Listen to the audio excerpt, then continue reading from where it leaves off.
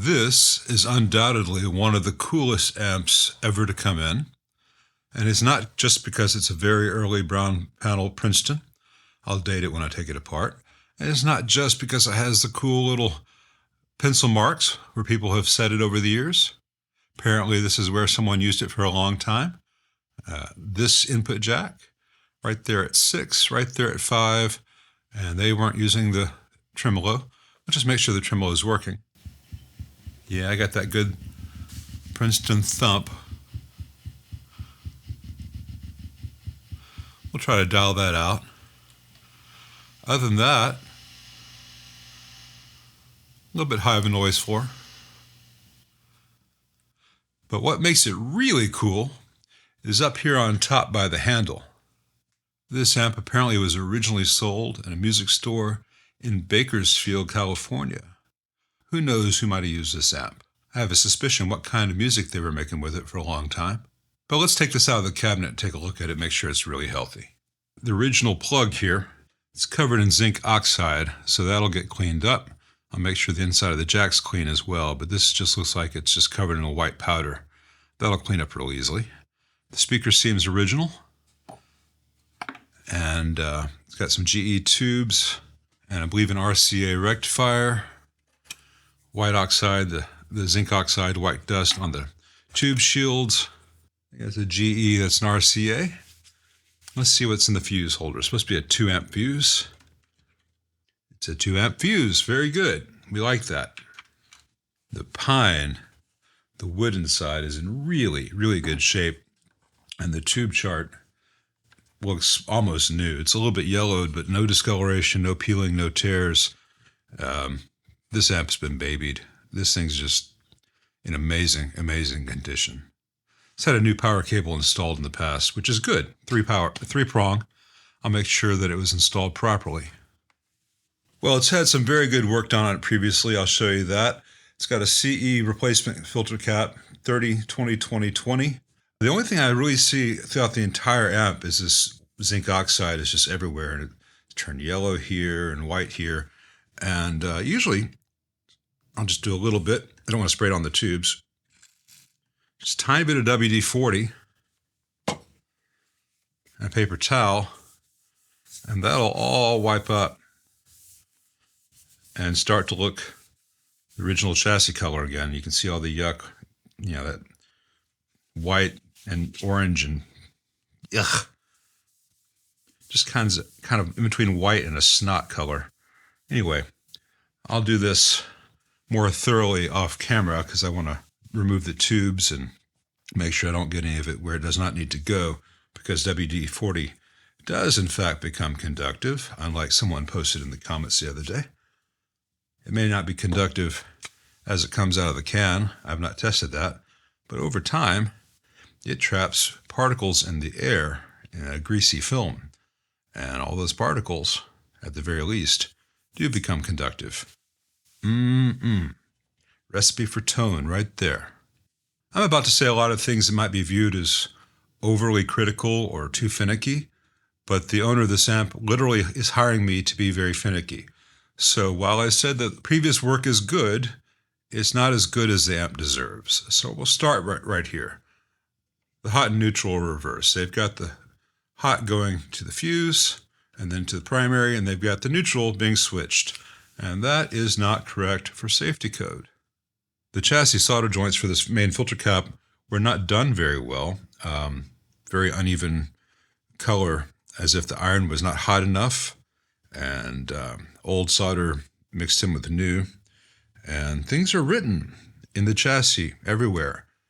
These are not amps that you need to write in. I cannot think of any amp that you need to write in unless it's 1969 and your name is Harry Joyce and it's a high watt that you're building. You can put your name in it when you're done. You can make drawings. You shouldn't write in an old amp. So when I get rid of the old zinc oxide in here, maybe I can get some of the handwriting off. The bias board has got a new cap in it and a new resistor there that going to ground. It depends on whether that is the correct bias point for this amp with the voltage it's being run at. The owner says he's running it at 110.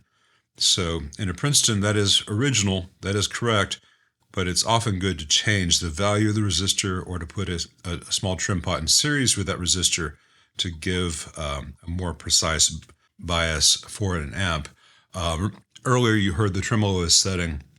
Princeton circuits in general, the cathodione phase inverter, bias wiggle circuits, the tremolos, they're really sensitive to thudding if the bias is too hot, or weird crossover distortion if the bias is too cold. So you really want to dial that in better, and I think we can.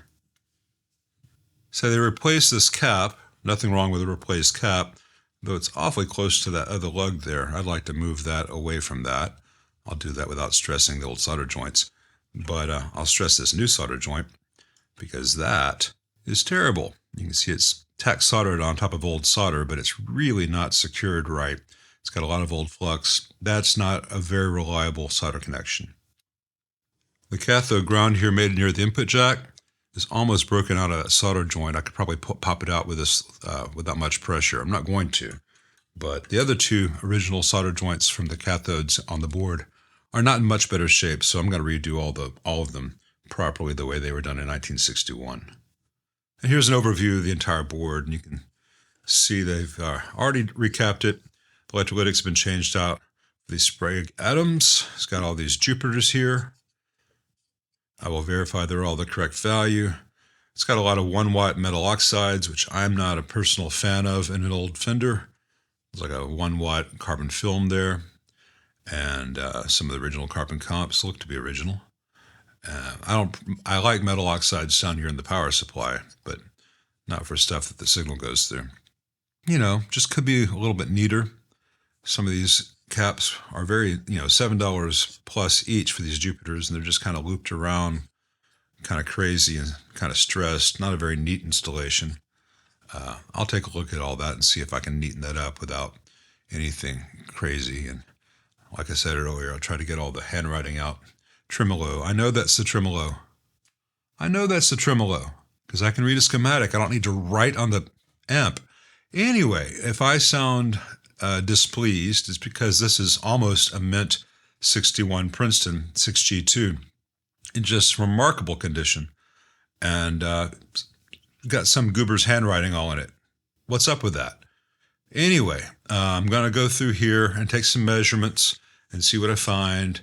Okay, I've gone through everything, and everything matches the schematic, and I will talk to the owner and see if he wants me to replace all these metal oxides and neaten things up, or just do what needs to be done.